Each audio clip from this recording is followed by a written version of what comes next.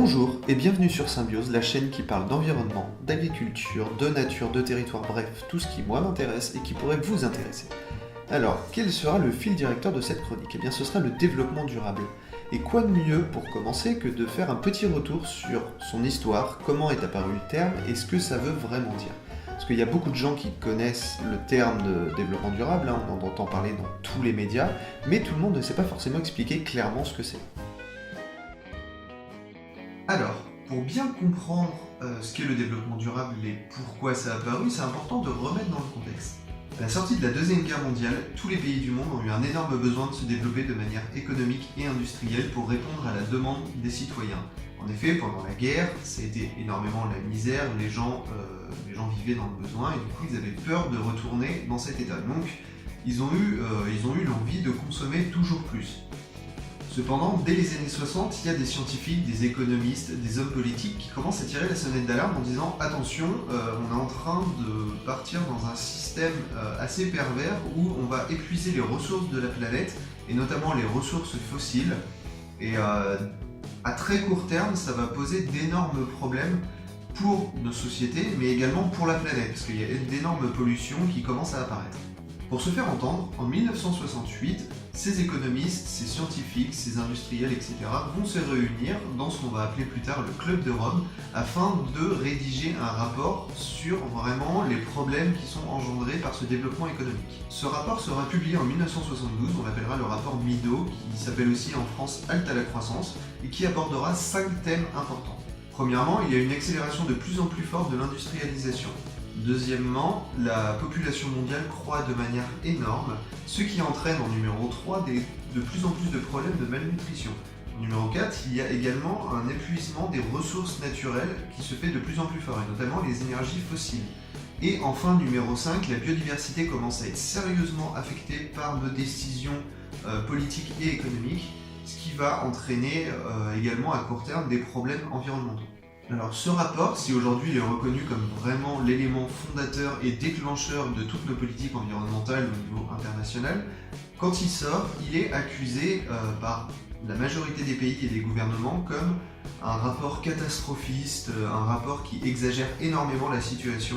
Et pourtant, les deux chocs pétroliers qui vont se succéder, donc en 1973 et 1979, vont vraiment remettre en cause et remettre en question finalement tout ce qu'auront dit les gens en retour à ce rapport. Les deux éléments vraiment très importants qui commencent à ressortir des discussions, c'est que d'une part, comme je l'ai dit, les énergies fossiles ne sont pas renouvelables et se reposer uniquement dessus va forcément entraîner d'autres crises mondiales. Et le deuxième point, c'est que il y a de plus en plus d'inégalités entre les pays et c'est déjà un climat de tension politique énorme, c'est pendant la guerre froide, et du coup il est vraiment nécessaire de rééquilibrer la balance mondiale, notamment au niveau économique. Alors, comme on l'a vu, l'idée d'une économie plus responsable est née quand même dans un climat assez particulier. Mais du coup, l'idée même du développement durable, le terme en lui-même, ça vient d'où exactement? Donc pour ça, il faut s'arrêter en 1987 avec le rapport qui est publié par Monsieur Brundtland, donc on appelle le rapport Brundtland, appelé aussi en France Notre avenir à tous, et qui est présenté lors de la Commission mondiale sur l'environnement et le développement des Nations Unies. Alors, ce rapport est vraiment très important, il est même essentiel, et je vais vous lire les quelques premières lignes de l'introduction. La Terre est une, le monde lui ne l'est pas. Nous n'avons qu'une seule et unique biosphère pour nous faire vivre. Et pourtant, chaque communauté, chaque pays poursuit son petit bonhomme de chemin, soucieux de survivre et de prospérer sans tenir compte des éventuelles conséquences de ses actes sur autrui. D'aucuns consomment les ressources de la planète à un rythme qui entame l'héritage des générations à venir. D'autres, bien plus nombreux, consomment peu, trop peu et connaissent une vie marquée par la faim et la misère noire, la maladie et la mort prématurée. Voilà, ces mots sont vraiment essentiels et représentent finalement ce que va être plus tard le développement durable. Et d'ailleurs, dans ce rapport, Brundtland définit sa vision de ce que devrait être le développement durable. Et il le définit comme un mode de développement qui répond aux besoins du présent sans compromettre les capacités des générations futures à répondre aux leurs.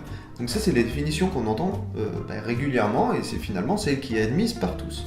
Donc pour lui, ce développement durable se fait au travers de 5 grandes dimensions. La première, c'est la dimension sociale, c'est-à-dire réfléchir à d'autres modes de croissance et à une autre vision de la société. La deuxième, c'est une vision économique, c'est-à-dire réfléchir à une meilleure répartition, une meilleure production des richesses, et tout ça avec une meilleure efficacité. La troisième est écologique, c'est-à-dire minimiser au maximum les effets qu'on a sur la planète et sur la biodiversité. La quatrième est une dimension spatiale, trouver un équilibre entre la ville et la campagne.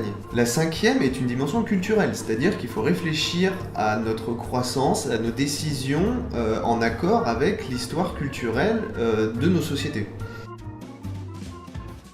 Ce rapport est vraiment très important dans la mesure où il servira de base pour le sommet de Rio de 1992 qui réunira 173 États. C'est le premier gros rassemblement international avec la grande majorité des pays du monde sur les questions de politique environnementale, politique économique et politique sociale. Il va en découler un certain nombre de choses, notamment la Convention de Rio. Alors on va voir ensemble quelques principes fondateurs finalement de ce que sera le développement durable au niveau international et les différentes politiques environnementales. Alors le premier principe fondamental, c'est les êtres humains sont au centre des préoccupations relatives au développement durable. Ils ont droit à une vie saine et productive en harmonie avec la nature. Alors ça c'est vraiment très important, et ça va directement avec le deuxième principe qui finalement dit que les États sont souverains de leurs ressources naturelles présentes sur leur territoire. Et c'est à ces États de décider quel sera le mode de gestion de ces ressources naturelles qui devront évidemment être faites de manière à ne pas causer, ou en tout cas causer un minimum de dommages à l'environnement. Le troisième principe est le droit au développement doit être réalisé de façon à satisfaire équitablement les besoins relatifs au développement et à l'environnement des générations présentes et futures. Alors là, on en revient à la définition de Brundtland. Et également le numéro 4, donc le quatrième principe, pour parvenir à un développement durable, la protection de l'environnement doit faire partie intégrante du processus de développement et ne peut être considérée isolément. Alors ça c'est pareil, c'est très important parce que finalement ce que ça dit c'est que l'environnement ne peut pas être cloisonné, ne peut pas être séparé du développement économique et il doit être intégré. Et ça va être une des grosses bases justement du développement durable.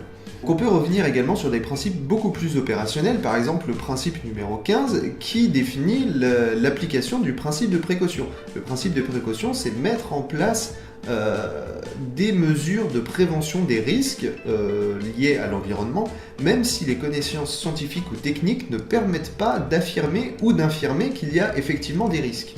Également le principe numéro 16 qui dit qu'il faut internaliser les coûts liés à la dégradation de l'environnement. Alors ça veut dire que lorsqu'une entreprise produit quelque chose et qu'elle pollue l'environnement, qu'elle pollue l'air, qu'elle pollue l'eau, le but est de l'intégrer dans les coûts financiers pour vraiment lui donner une valeur.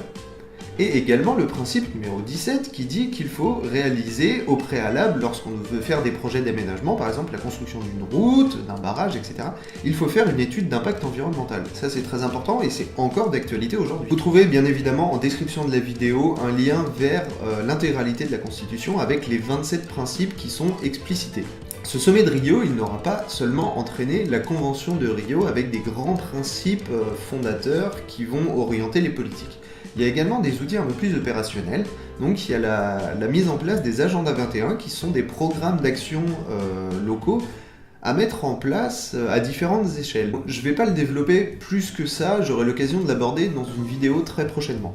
Enfin, le sommet de Rio, ce sera l'occasion de créer la Convention pour le développement durable, qui sera un organe international qui viendra compléter le PNUE, donc le Programme des Nations Unies pour l'environnement, qui a été créé en 1972 lors de la Convention de Stockholm, et qui jusque-là avait un rôle très très limité, puisqu'il n'y avait quasiment pas de budget international finalement qui était alloué à ça.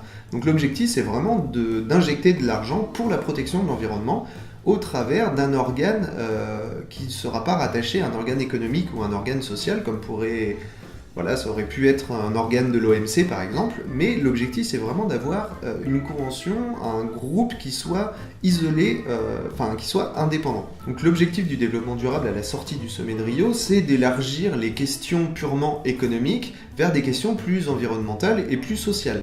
Donc finalement, de ces grands objectifs va découler le schéma que beaucoup de gens connaissent avec donc les trois cercles, le cercle économique, le cercle environnemental et le cercle social. Et au centre, finalement, va se retrouver le développement durable, qui doit concilier ces trois grands enjeux de développement mondiaux. Je voudrais en profiter pour faire une petite parenthèse sur un quatrième pilier qui est très souvent oublié et qui pourtant est très important, la gouvernance citoyenne. Alors, la gouvernance citoyenne, ça représente la responsabilisation, la transparence auprès des citoyens et la participation citoyenne dans les processus décisionnels.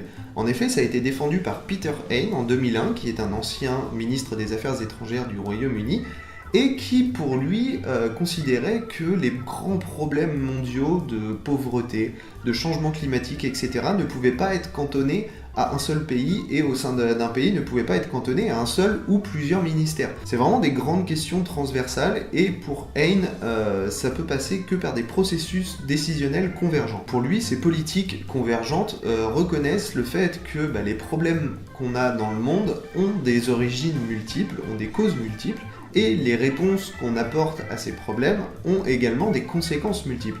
Et donc pour lui, une politique convergente doit encourager de nouveaux partenariats entre les pays et au sein des pays, notamment par la coopération internationale et la participation citoyenne, être transparent entre les pays et auprès des citoyens, en effet, chacun a le droit à l'information sur les politiques modifiant le monde qui l'entoure. Et c'est également reconnaître que nous vivons dans un monde complexe et imprévisible, le monde évoluant rapidement, surtout en matière d'environnement. Également tenter de prévenir les problèmes avant qu'ils ne se déclarent, ça rejoint le principe de précaution que j'ai expliqué tout à l'heure. Ça doit également être fondamentalement adaptable pour justement s'adapter aux enjeux mondiaux qui changent rapidement et s'adapter à toutes les échelles, des échelles internationales, nationales, mais également très locales. Et enfin, tenir compte du monde tel qu'il est. Et ça remet directement en cause le fonctionnement même des Nations Unies. En effet, selon Hain, la formule traditionnelle des négociations intergouvernementales perpétue une image simpliste en couleur primaire, qu'il appellera, d'un monde qui n'existe plus depuis longtemps. Donc voilà, on en a terminé avec la première partie de ces vidéos sur le développement durable. Je vais arrêter ici parce que sinon ça va être assez long. Dans la prochaine partie, du coup, on verra ce qui s'est passé après Rio. Parce que, comme vous vous en doutez, les politiques environnementales au niveau international ne se sont pas arrêtées en 92. Et du coup, on verra un petit peu 25 ans d'histoire de la protection de l'environnement au niveau international et voir un petit peu l'évolution qu'il y a eu après Rio, est-ce que ça s'est vraiment mis en place et les éventuels problèmes qu'il y a eu jusqu'aux derniers accords, les accords de Paris. Donc voilà, moi j'espère que vous avez apprécié la vidéo, que vous avez passé un bon moment et que vous avez appris des choses. Si c'est le cas, eh bien, je vous invite à vous abonner si ce n'est pas déjà fait, à partager la vidéo, à mettre un petit pouce bleu. Il y a également la petite cloche en bas qui vous permettra de savoir quand il y a une vidéo qui est sortie. Voilà, si vous avez des suggestions, des commentaires sur le contenu, eh bien les commentaires sont là. S'il y a des erreurs, n'hésitez pas à me le dire et je corrigerai éventuellement ça dans la prochaine vidéo. Également sur la forme, c'est la première fois que je fais une vidéo en face caméra, donc voilà, si vous avez des choses à dire, n'hésitez pas à le mettre dans les commentaires. Voilà, des petites choses à corriger, à ajuster. Moi, en tout cas, je vous dis à très bientôt pour la suite, du coup. Également, si vous avez des idées de sujets, n'hésitez pas à les mettre dans les commentaires ou à m'envoyer un petit mail. L'adresse sera dans la description. Voilà, j'ai déjà pas mal de sujets, mais si ça peut venir de vous, ça peut être pas mal. Et si vous avez des questions particulières. Voilà, en attendant la suite, eh bien, portez-vous bien, cultivez-vous, intéressez-vous à ce qui se passe autour de vous. Et moi, je vous dis à très bientôt. Salut tout le monde.